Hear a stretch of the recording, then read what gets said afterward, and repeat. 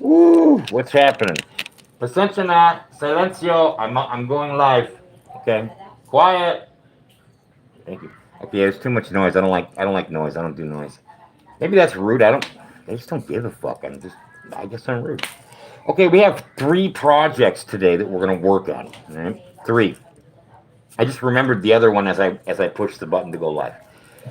I have a ritual blade that I like to use. Okay. Hold on. What is this? What's this nonsense? Okay. I have a ritual blade that I like to use. Okay. Uh, the problem with this blade, this is actually military memorabilia. Uh, and the problem with this blade is that the handle, as you can see, isn't securely fastened inside. Now, for a long time, I just used tape. You know, but here's the thing: do you really want to have taped tools in your temple? I mean, that's janky. That's not going to work. That's just, it's going to bother you. I mean, yeah, it'll work as a tool. It doesn't matter what it is. It doesn't matter. But the thing is, that that's not the best tool that you could be using. You know when you are using tools that are substandard because you don't want to put in the effort or money to have proper tools. Okay, I can't run a practice that way. I can't run my practice that way. I mean, I don't know what they do. Look, I don't know what's going on with them or how they do it. I don't know. But I know this. I can't do it that way in my practice. I at least have to be moving towards the right direction. Okay. So now this morning we're gonna fix this. How are we gonna do that? We are gonna use some fucking high-powered glue. This is a badass Chris dagger, and it's rusty. A rusty Chris dagger. Imagine the damage that you could do in real life with that motherfucker. I mean, like, yeah! You could drive this bitch right through somebody. It's nice and tight for tight, close quarters work. Where you don't have much room to operate. You're face to face, elbow to elbow, knee to knee. This is the type of shit where this motherfucker will cause somebody to bleed out in less than a minute. I mean, that's some real shit. Now, I don't like to stab people, and I have no intention of stabbing anybody. But I'm just saying, my respect for the actual weapon, be it military memorabilia or not, the edge that this thing has, you could shave with. Right? And the tip is nice. It's a good grade of steel. Put it like this: it wouldn't have it wouldn't bend, it wouldn't break going into you and hitting a bone. Put it like that. So this is something that we use in magic. Okay, and you may have seen me use it in ritual before. I don't know. I just kind of reach over and grab tools as I need to grab them. Anyway. So we need to fix this. This needs to be a fixed tool. So let's take some industrial glue. Okay. This is some Filipino shit. This is called Super Dikit, a multi-purpose adhesive characterized by good initial tack, excellent final bonding, can be used with a variety of substances. Yeah, okay, let's do it. I'm gonna pour it into here, which is gonna be the receiver, and that is going to stick nicely, okay, in with the handle. And then we're gonna wipe the excess and let it dry. All right. Now it's a party. Now it's coming out. Okay. Careful, not too much. Careful. There you go. Now I think we're good. Uh-huh. Okay.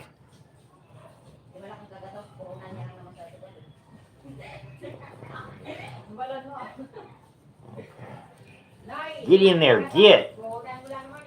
Get. Oh, there you go. Okay, nice and tight. Nice and tight. Okay. Okay, now we're gonna take that and go like that. Uh-huh. Yeah. This now it's a party. Now it's a party. This is a traditional Filipino blade. I like those. Nice little scabbard. I mean, it's military memorabilia. It's a token. It's not intended to be used as a weapon. It's intended to be used as just kind of regalia. Good morning, Tofu. I just fixed a ritual dagger that was broken. Now we're going to work on, all right, the Pentacle of Art. Yes, good morning, Tofu. We're glad you're here. The Pentacle of Art is one of the four elemental weapons of the magician. Now, you should know that the magician carries the elemental weapons with him wherever he goes. Here. Your Pentacle of Art is here. This Pentacle of Art is what we use in ritual purpose. If you don't understand this, then you need to get hip. A ritual or a ceremony is a set of actions and words and feelings that push energy in a certain current. Everything that happens in the physical world is also happening in the astral. Now, rituals are like training wheels, okay? Rituals, when you really know your shit, you no longer need them. Okay? I use them anyway because they help focus my attention and they help keep me on track and I get good results. So why am I going to ever change? I'm not going to. So we're going to start by doing the first step of this. I'm going to show you guys what we got going here. I say you guys, it's just me and Tofu right now taking it. But, you know, later on there will be other people watching this. So I say you guys, you know. We're going to set you guys up here. Like this. There you go. Now it's a party. Okay. Oh, okay, that's nice. Alright. Can you see? Yep, you can see. Okay. We're going to take our sandpaper. There's a right way to do this and a wrong way to do this. The right way to do this is to begin with a heavy-duty grade of sandpaper to do the initial sand. Then you move to a medium sandpaper, and then you move to a light. I'm not going to do that. I'm just not going to do that. I'm going to take this and I'm going to sand it down how I want to do it, okay? All right, so let's do a little bit of work, okay? Aleister Crowley said he would test apprentices by making them do 30 minutes of actual work, like sweeping a floor, stocking a pantry, you know, cleaning a toilet, because if they couldn't be bothered to do 30 minutes of real work, then they needed to get the fuck out of his apprenticeship. He just wasn't going to have them as students. I think he's right. Oh, no. No, you don't want to see this. Okay. There we go. Let's get some work done here. All right. Now, our intention is that this is going to be the Pentacle of Earth. Yeah. There we go. Uh-huh.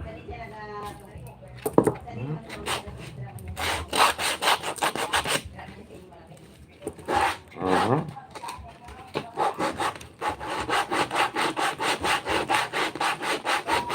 Oh, yeah.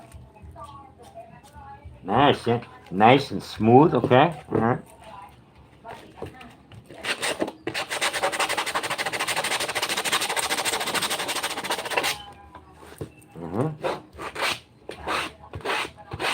I wonder if I should bevel the edge. Should I bevel the edges? I don't think I'm going to bevel the edges. I think I want to keep a crisp, tight, straight 90-degree edge. I think.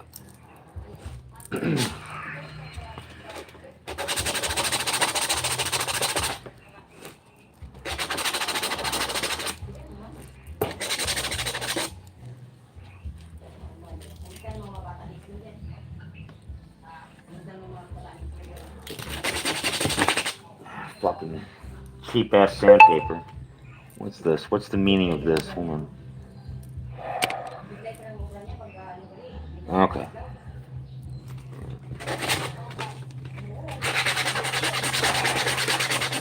Yeah. Alright, there we go. Now it's a party. Okay. This needs to be smooth, okay? It needs to be receptive to the next step, which is the gesso. Okay?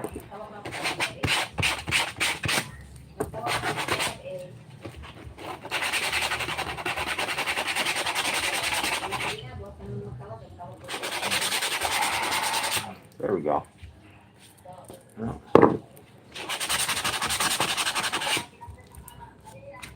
Okay. Now, this is the unsanded side. Okay? This is the sanded side. Smooth. Nice. Now we're going to apply some gesso. Okay?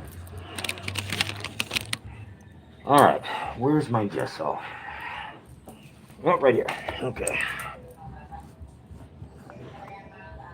Oh, okay.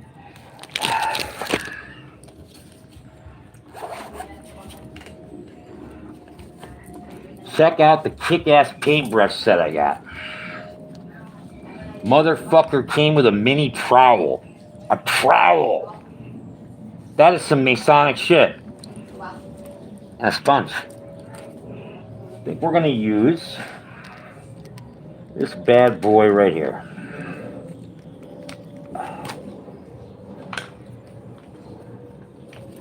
I got that shit from China for $6. Love it. Love it. Alright. Now, we're going to take our gesso.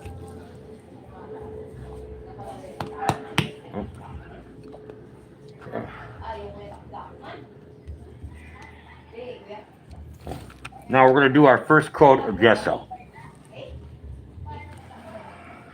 Can you see? Are you okay to see? Okay. Mm.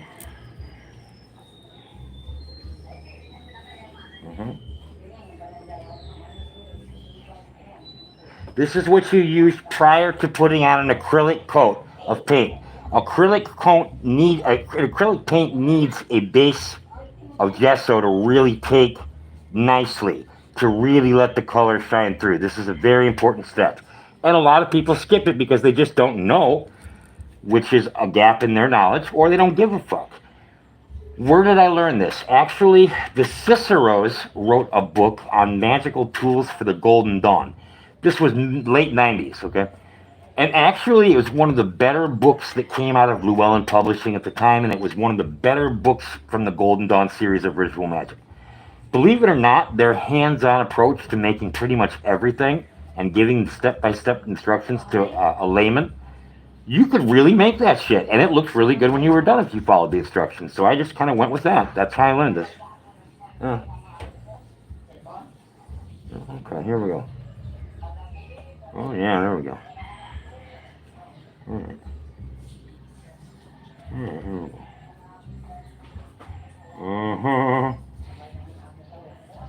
Okay. And the gesso is going on very nicely and smoothly. Okay. All right. Okay.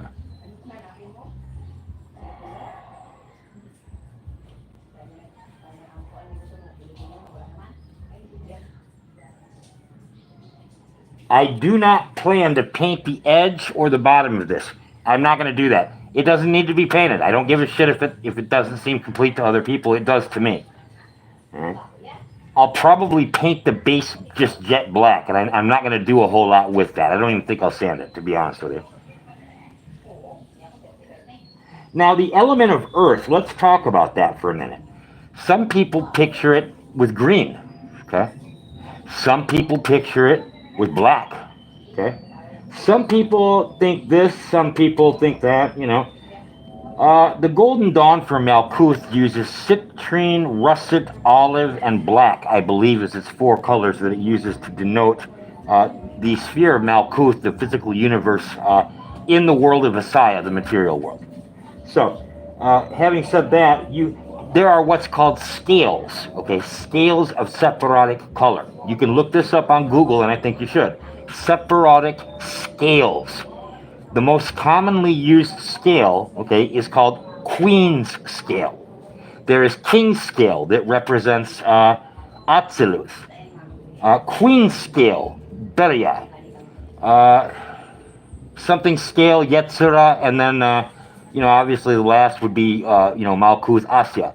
Now, the scale that is most commonly used in ceremonial magic for the Western tradition is the Queen scale, okay? If you didn't know that, now you do. Now, why? Why is that?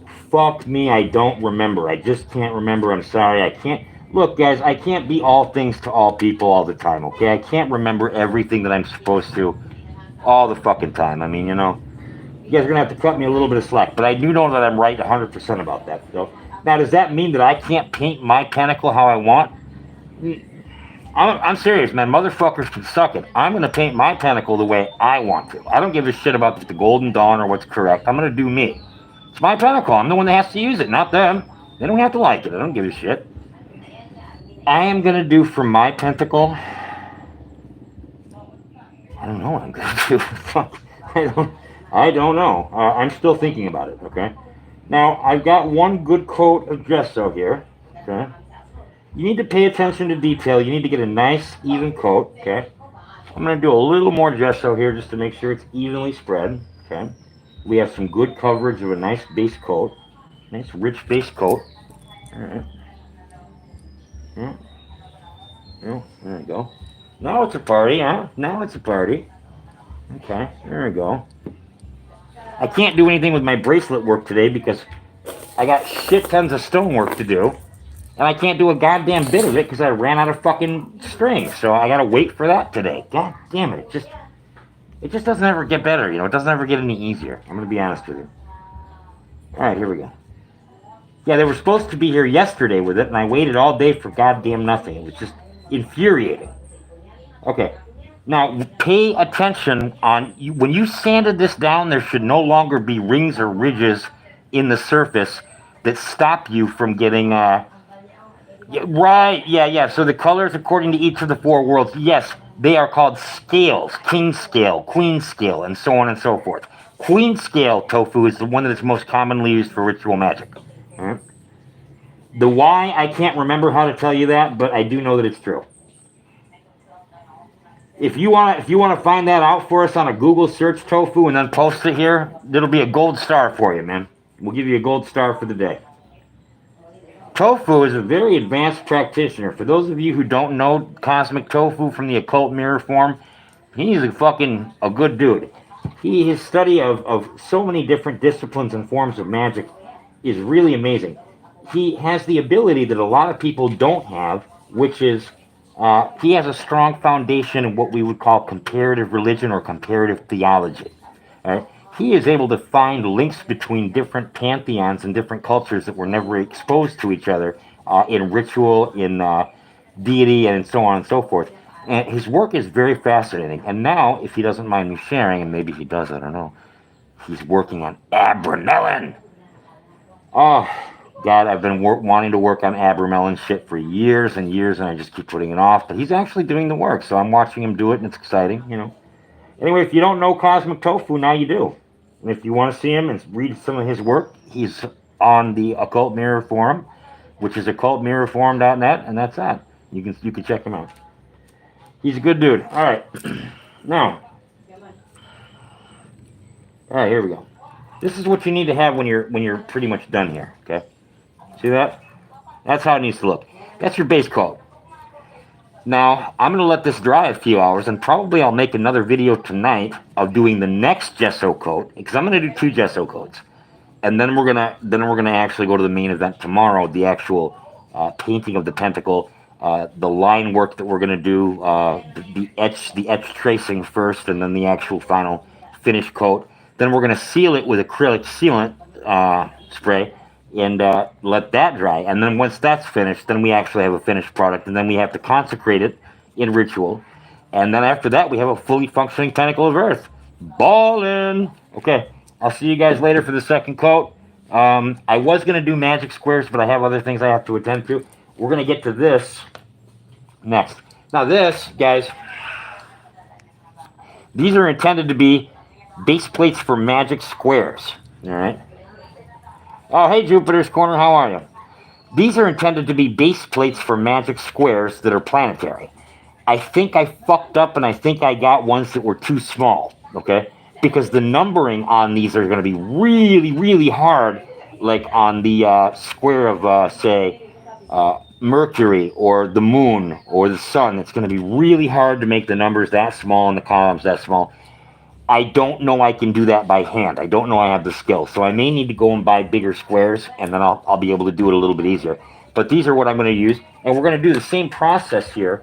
We're going to do the same process of gesso coats, 2 base coats, and then we're going to work on the actual painting itself, and then seal it with acrylic. And then we're going to, with planetary magic, we're going to invoke the planets and the intelligence and the spirit of the planet, the good and the evil. The intelligence is good of a planet, like the intelligence of the sun is good. The spirit of the sun is evil. And you need to know who both of them are. Their names add up to the exact same number, each of them, like 45 and 45, which also correlates to the number in the squares. The numerology of these squares is fucking fascinating, and you need to know it. These squares can be used to amplify planetary magic like you can't even imagine. On a professional level, I do this for a living, and I can knock it out of the ballpark with a week or two of planetary magic with my assistant Kirill. He and I just flex and flex. It's about repetition, it's about concentration, willpower, and focus. Boom! We knock it out of the fucking ballpark. And that's that. That's facts. So that's all I got for you right now. We'll catch up again this afternoon. We'll do another quote. It'll be fun. We'll hang out. We'll kick it. Sorry, Jupiter's Corner. You came in a little bit late. I'm just getting ready to sign off for a bit. And always wash and clean your tools after you're done using them and put them back in the case where they belong. Why? Because otherwise you're going to lose your goddamn tools, and next time you need them, they're not going to be where you want them to be. I mean, I think you already know that though, but maybe I needed to be told that because I didn't get it. So, all right, guys, peace, chicken grease. I'll see you later.